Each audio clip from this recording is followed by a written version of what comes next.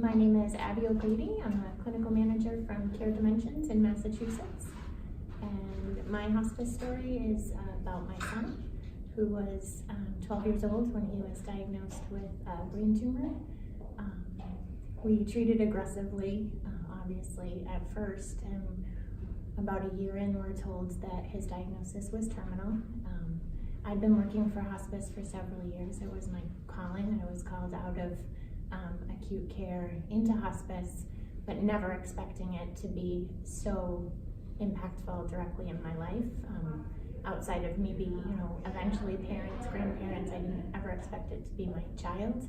And I can say from the time that they told us his diagnosis was terminal, I immediately opted for hospice support, a little to the chagrin of our oncology team, who were not as exposed and ready for us. They considered it giving up, and I knew, I might get emotional, I knew it was a blanket of support, and it was truly, I couldn't save my son, but I could give him the gift of hospice. From the second they came in, they just enveloped my entire family. We had, Kyle was treated as a teenage kid, not as a brain tumor or a diagnosis or a statistic.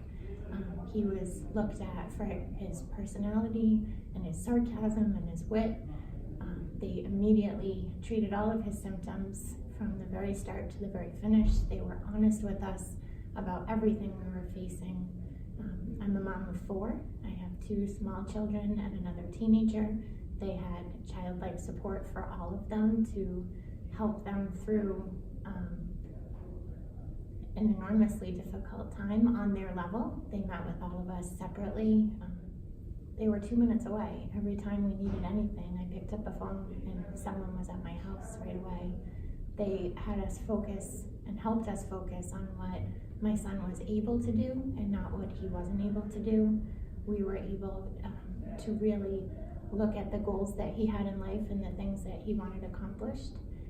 One of the things was, we used to watch a show called Top Chef, and he wanted to experience a Top Chef dinner. And our team was on the phone calling local restaurants, trying to make that happen, kind of off the side. It wasn't, but it did happen, and it happened just a few weeks before he passed away. So he was able to experience all of those things. He adamantly did not want to do a legacy letter or a recording, so they helped brainstorm, and he did a beautiful legacy project where they invented a monopoly board. We called it Kylopoly, and all of the places on the board were things that he had, places that he had been to. The cards were all jokes within the family, so it was truly, it was actually, Hospice helped set us up with Hasbro in Rhode Island. They actually made the board for us, so we have that, and we will have that forever. We've got a whole legacy of Kyle's life. It was the most amazing experience. It will never, I think with pediatric hospice, there's never an acceptance of what's going on, but there's a love and support and a family through hospice that you just don't get anywhere else.